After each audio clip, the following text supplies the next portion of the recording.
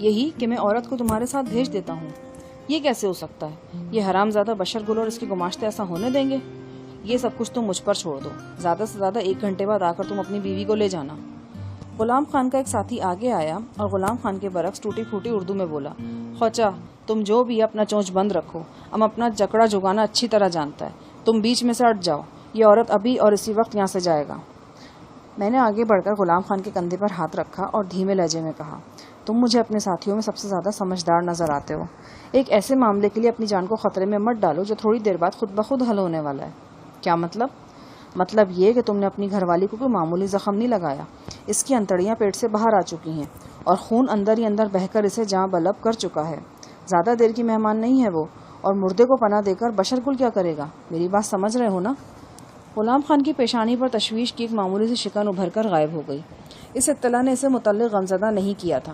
اس کے رد عمل سے ظاہر ہو رہا تھا کہ میں اس کی بیوی کی بات نہیں کر رہا بلکہ کسی مچھر مکھی کے مرنے کی بات کر رہا ہوں۔ اس نے طائرانہ نگاہ میرے بائیں جانب ڈالی۔ یہاں سائبان کے نیچے ننگی چارپائی پر وہ عورت سسک رہی تھی جو 20 برس سے اس کی بیوی تھی، جس کے حسین جسم نے اس کی لاتعداد راتوں کو جگمگایا تھا اور جس کے محنتی ہاتھوں نے ہزارہا مرتبہ اس کے سامنے دسترخوان چنا تھا، جو نہ صرف اس کے بچے پیدا کرتی رہی تھی بلکہ ننگے پاؤں اس کی بھیڑ بکریوں کے پیچھے بھی بھاگتی رہی تھی۔ آج وہ عورت اپنی ساری خدمات کا صلہ ایک دردناک زخم کی صورت میں لے کر دنیا سے منہ موڑ رہی تھی، اور غلام خان ندامت کے آنسو بہانے کے بجائے تکبر سے مونچھیں مروڑ رہا تھا۔ اس نے کلہاڑی کا پھل نیچے جھکا کر ایک قہر آلود نگاہ سامنے کھڑے رستم پر ڈالی اور مجھ سے مخاطب ہو کر بولا، یہ بات تم سردار بشر گل کو کیوں نہیں سمجھاتے؟ اگر وہ مر رہی ہے تو اس کا مردہ شہر میں لے جا کر وہ کیوں خراب کرنا چاہتا ہے؟ اس سے کہو بہتری اسی میں ہے کہ میری بیوی میرے حوالے کر دی جائے۔ میں نے کہا، یہ بات میں تم سے اس لیے کہہ رہا ہوں کہ میری اردو سردار کی سمجھ میں نہیں آئے گی، بلکہ یہاں موجود کسی شخص کی سمجھ میں نہیں آئے گی۔ میں تھوڑی بہت ڈاکٹری جانتا ہوں، مجھے روپے میں 4 آنے کی بھی امید نہیں کہ یہ بیچاری 1 گھنٹے تک زندہ رہ پائے گی۔ اب یہ بیوقوفی نہیں تو اور کیا ہے کہ ایک مرتی ہوئی عورت کے لیے تم لوگ خون بہانے لگو اور نہ ختم ہونے والی دشمنی کی شروعات کر دو۔ یہ نہ کرو سب کچھ۔ مجھے غیب کا علم تو نہیں، لیکن یقین ہے کہ 1 گھنٹے کے اندر تمہارا مسئلہ حل ہو جائے گا۔ میرے لہجے میں چھپی ہوئی زہر آلود تلخی کو غلام خان نہیں چھو سکا، ورنہ ممکن تھا کہ وہ اپنے بپھرے ہوئے غصے کا رخ میری طرف موڑ دیتا۔ غلام خان کو نرم پڑتے دیکھ کر میں نے عباس خان کے کان میں خسر پسر کی۔ اس نے میری ترجمانی کرتے ہوئے سردار بشر گل سے کہا کہ غلام خان مان گیا ہے، وہ لوگ عورت کا علاج معالجہ جاری رکھیں۔ ماحول کا تناؤ ایک دم کم ہو گیا۔ رستم پیچھے ہٹا تو غلام خان کے ساتھیوں نے بھی غلام خان کے ہاتھ سے کلہاڑی لے لی۔ بیچ بچاؤ کرانے والے بڈھے ایک بار پھر سرگرم ہو گئے اور دونوں فریقین کو پند و ناسے کے ڈوز دینے لگے۔ بیچ کی بات غلام خان کے علاوہ کسی کو معلوم نہیں تھی۔ شکستہ باہوں والا سن رسیدہ معالج ایک بار پھر اپنی ناقابل فہم کارروائیوں میں مصروف ہو گیا۔ اس کا معاون ایک مقیش پیالے میں کسی لیسدار دوا کے چمچ بھر بھر کر عورت کے منہ میں ڈالتا جا رہا تھا۔ لگتا تھا کہ یہ کارروائی بھی کسی ٹونے ٹوٹکے کا حصہ ہے، کیونکہ دوا پلانے والے کو اس بات سے غرض نہیں تھی کہ دوا مریضہ کے حلق میں جا رہی ہے یا نہیں۔ وہ صرف ایک مخصوص وقفے سے مشینی انداز میں چمچ مریضہ کے ہونٹوں پر لگا دیتا تھا اور بس۔ مزید حیرت کی بات یہ تھی کہ یہ سب کچھ مریضہ کا گھونگھٹ ہٹائے بغیر کیا جا رہا تھا۔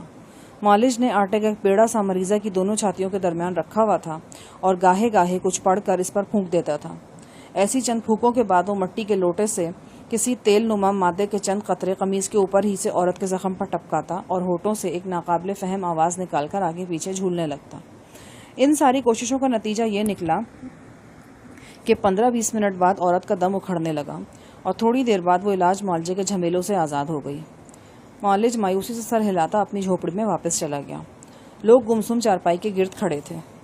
عورت کی موت کے ساتھ ہی ماحول میں بچی کھچی کشیدگی بھی دم توڑ گئی۔ سردار بشر گل، غلام خان اور دیگر سرکردہ افراد میں سے کچھ دیر بات چیت ہوئی، پھر میت کو واپس لے جانے کے انتظام ہونے لگے۔ کسی کو احساس تک نہ تھا کہ غلام خان ایک قاتل ہے اور اس کے دست ستم میں ایجاد کا شکار ہونے والی بدنصیب عورت ان کے درمیان لاش کی صورت میں پڑی ہے۔ ان کے لیے یہی اطمینان کافی تھا کہ مارنے والی کی بیوی تھی اور بس۔ ممکن ہے ان کے دلوں میں رنج اور غصے کے جذبات ہوں، لیکن ان جذبات کے اظہار کی ان کے نزدیک یہاں کوئی گنجائش نہیں تھی۔ یہاں تک کہ اس ہجوم میں میرا ہمزبا اور ساتھی عباس خان بھی بالکل نارمل نظر آ رہا تھا۔ اچانک میری نگاہ سامنے نجو کے جھوپڑے کی طرف اٹھ گئی اور اس کے ساتھ ہی ایک دوسری طرح کے غم نے دل کو گھیر لیا۔ مجھے یاد آیا کہ ابھی مجھے ایک نہایت ناخوشگوار فریضہ انجام دینا ہے۔ نجو کو بتانا ہے کہ شہباز پہلوان نے اس کے ساتھ کیا کیا ہے اور اپنی آبرو اور محبت کی قیمت اسے کیا ملی ہے۔ میں نے آنکھیں سکوڑ کر دیکھا تو نجو مجھے جھوپڑے کے باہر ہی کھڑی دکھائی دے گئی۔ وہ طائرانہ نگاہوں سے ہجوم کا جائزہ لے رہی تھی۔ اسے دیکھتے ہی نہ جانے کیوں میرا حوصلہ ڈھہ گیا۔ میرا دل چاہا کہ اسے شہباز کے بارے میں کچھ نہ بتاؤں۔ جو خواب اس نے اپنی آنکھوں میں سجا رکھے ہیں انہیں اتنی بے دردی سے مت نوچوں کہ بیچاری کا کلیجہ بھی کھنچ کر آنکھوں کے رستے نکل آئے۔ شاید جو کچھ میں نے سنا وہ جھوٹ ہو، اور اگر سچ ہو تو ہو سکتا ہے کہ یہ سچ کسی دوسرے سچ میں بدل جائے۔ ہونے کو کیا نہیں ہو سکتا۔ کارخانہ قدرت میں انہونیوں، کرشموں اور معجزات کی تعمیر شبانہ روز جاری رہتی ہے۔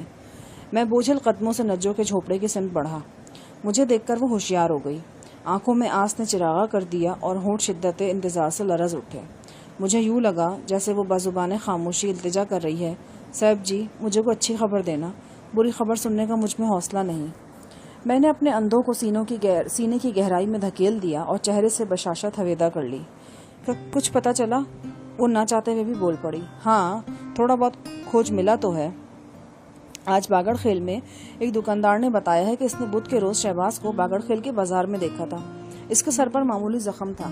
اس نے بتایا وہ کسی کام سے پارا چنار جا رہا ہے، 1-2 روز تک واپس آ جائے گا۔